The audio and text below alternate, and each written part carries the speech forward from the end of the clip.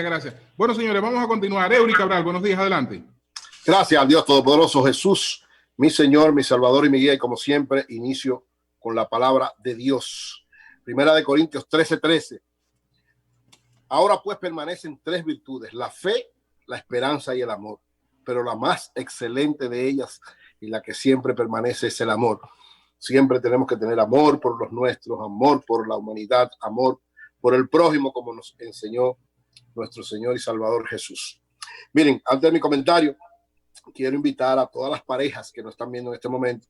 La Iglesia Cristiana Palabras de Vida todos los segundos viernes de cada mes hace una actividad. Ahora estamos haciendo actividades todas a través de Facebook Live, y en el día de hoy a través de la página y del Facebook Live de ICPB, la Iglesia ICPB, @IC Palabras de Vida, el Facebook Live en YouTube. Vamos, Sinaida y yo, a dar nuestro testimonio sobre los matrimonios en cuarentena.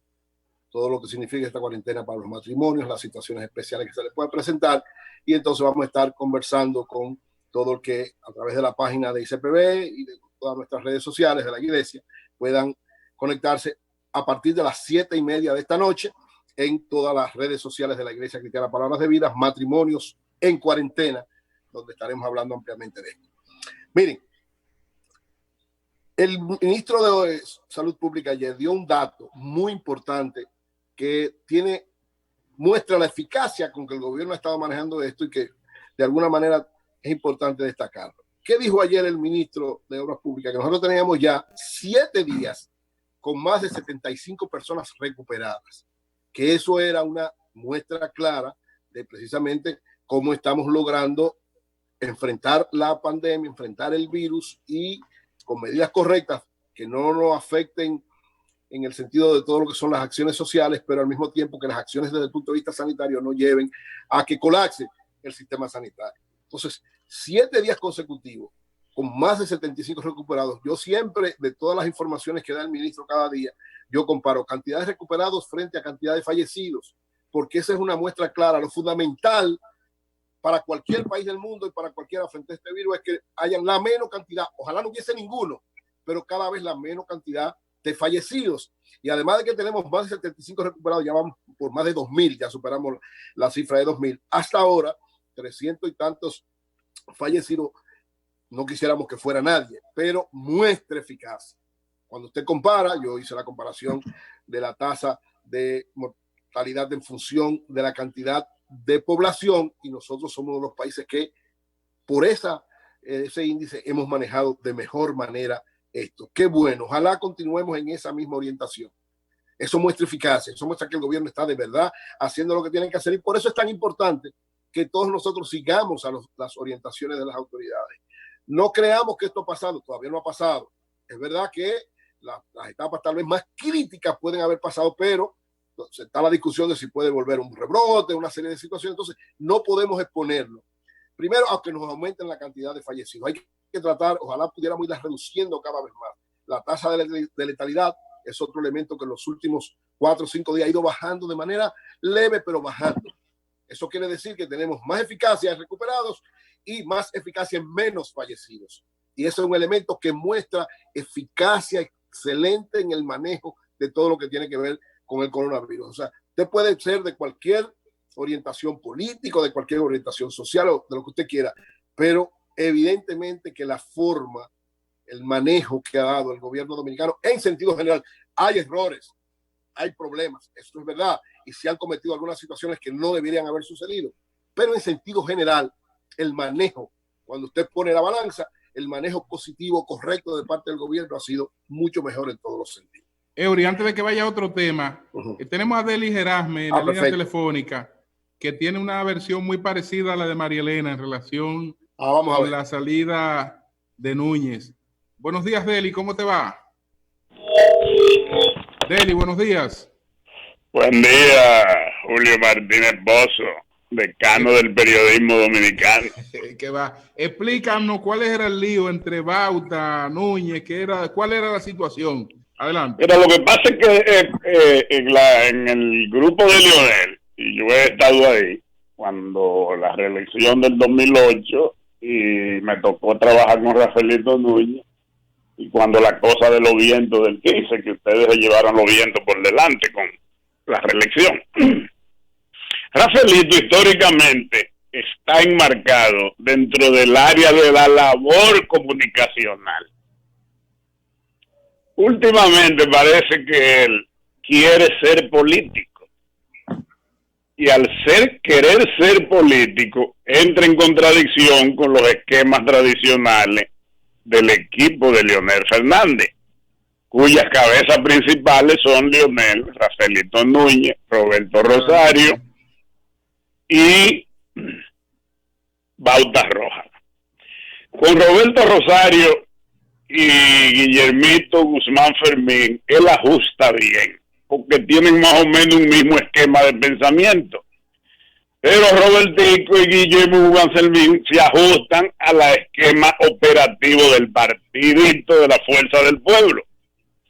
Entonces, desde hace como un año, quien viene sustituyendo a Rafaelito Núñez en el accionar de prensa, en el laborantismo diario de los viajes del interior y del exterior, era Agnia Valdés, de los vientos.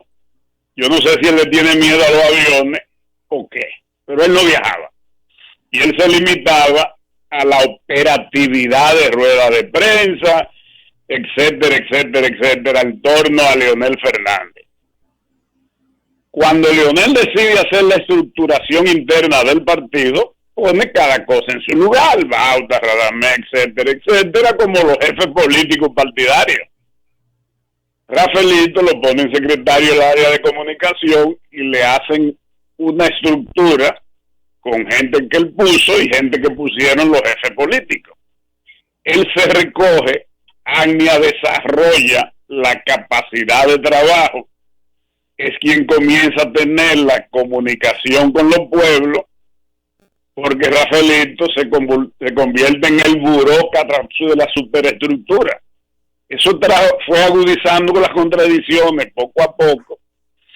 Entonces Rafaelito, que es el que ha coordinado el bocinaje de las redes de comunicación, primero del PLD completo, cuando estaban Leonel y Danilo juntos, y después el bocinaje del gobierno de los últimos 8 años de Leonel, y él es que maneja cada conexión en el interior.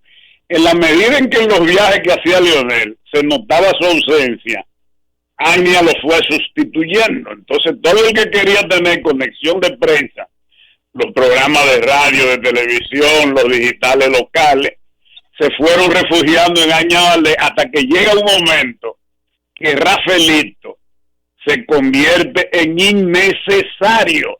El accionar operativo de prensa de Leonel y la Fuerza del Pueblo, Rafaelito no le hace falta. Entonces a eso tú le agregas que Marchena, en los 8 años de Danilo, fue sacando el bocinaje institucional del partido, porque hay PLDistas que son bocinas y hay gente que son de Leonel o de Danilo o de A o de B. Entonces, el bocinaje institucional, Marchena se lo sacó todo. Nada más queda del leonelismo, y encima de eso, su ausencia en los viajes, él en la práctica fue sustituido. Y él se quedó en la superestructura de convocar programas de radio, de televisión, rueda de prensa. Entonces ya eso se convirtió en innecesario. Entonces Leonel se ve en una disyuntiva.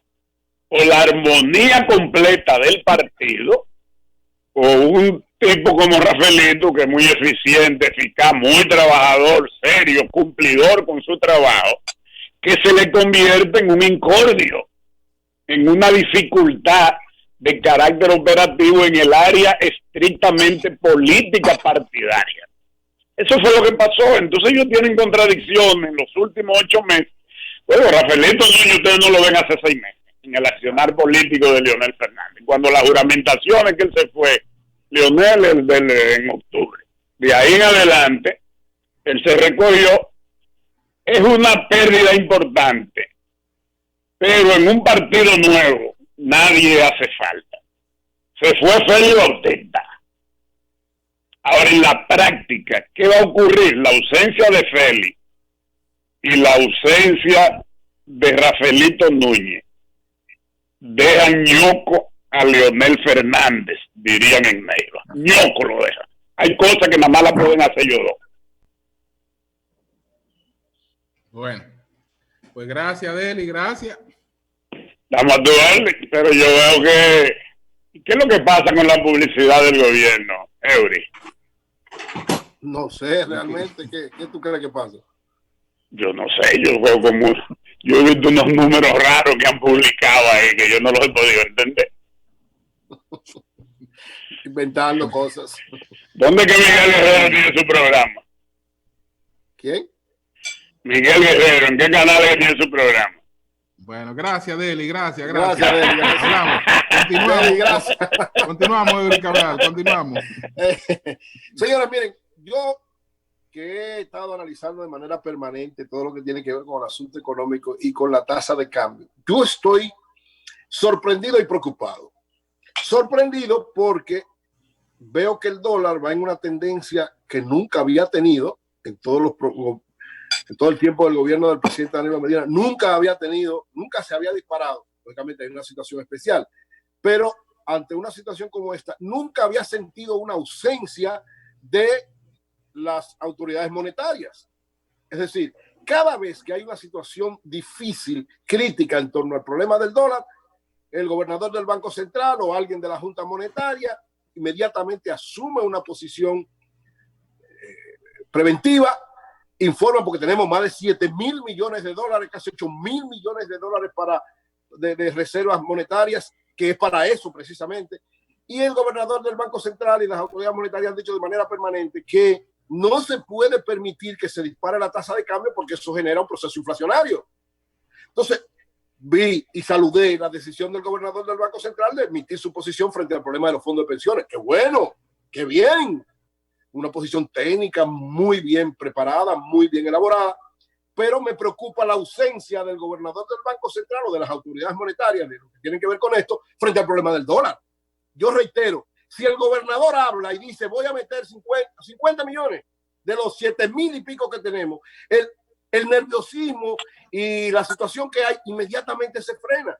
Pero no entiendo, de verdad que no lo entiendo, por eso estoy preocupado, porque ciertamente, yo he dicho en varias ocasiones, lo que nos viene posterior a esta crisis sanitaria es peor probablemente, porque va a durar más y puede afectar a más personas, porque si esta crisis sanitaria, supongamos, no queremos que hayan fallecidos, pero que llegara a 400 o 500. Si la crisis económica viene, se va a llevar miles. Desde el punto de vista, no estoy hablando físicamente, pero cuando tú no tienes que comer, cuando la inflación se te meta, cuando el dólar se te meta a, qué sé yo, altísimo, y empiece esa escalada de aumentos, porque evidentemente un aumento del dólar provoca un efecto inflacionario amplísimo. Entonces yo no sé cómo van a querer enfrentar las autoridades. Y sobre todo, lo que más me preocupa, hay varios frentes abiertos que el gobierno tiene que saber manejar, porque estamos también frente a un problema electoral. Es decir, en julio 5 hay una situación electoral importante. Lo que más le conviene al presidente Danilo Medina y al Partido de la Liberación Dominicana, lo que más le conviene es que este estilo de gobernar se continúe. Es decir, que quien sustituya al presidente Medina sea uno de los suyos, en este caso su candidato presidencial, que es Gonzalo Castillo. Pero, evidentemente, el PLD ha tenido un repunte interesante, importante, en las encuestas, en la imagen de Gonzalo Castillo, en la imagen del gobierno. Todo eso le provoca un caudal electoral muy importante de cara al 5 de julio. Entonces hay que preservarlo.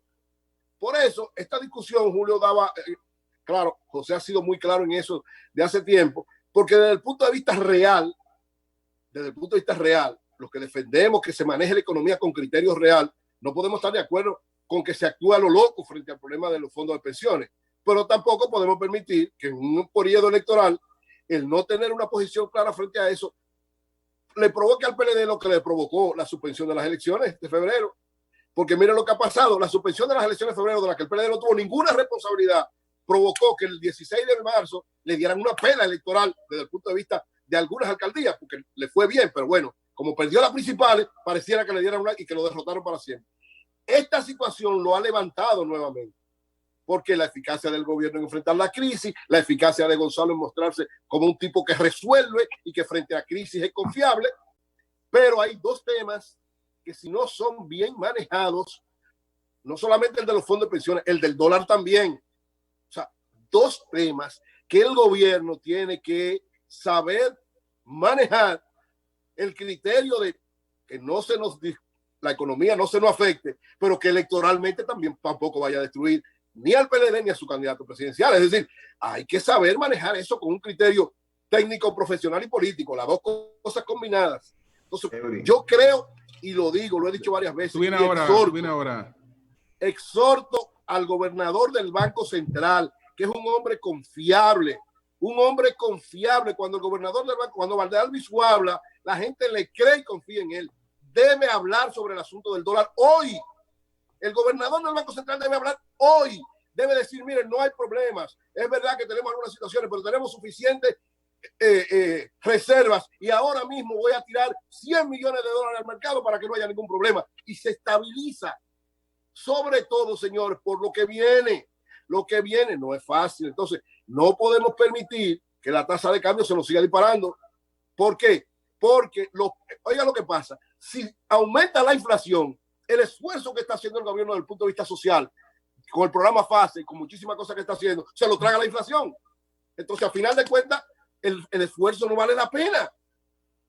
Reitero, para finalizar, el gobernador del Banco Central hoy debe hablarle a la población dominicana, debe emitir un comunicado, debe decir que hay reservas suficientes, que esto del dólar va a ser frenado de manera inmediata porque el gobernador, el Banco Central va a tirar tantos millones, 50, 100 millones de dólares al mercado para estabilizar la tasa de cambio.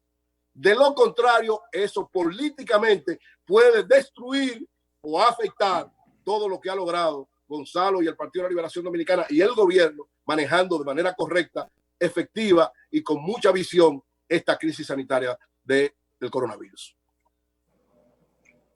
Oli Matos, buenos días. Buenos días, Oli.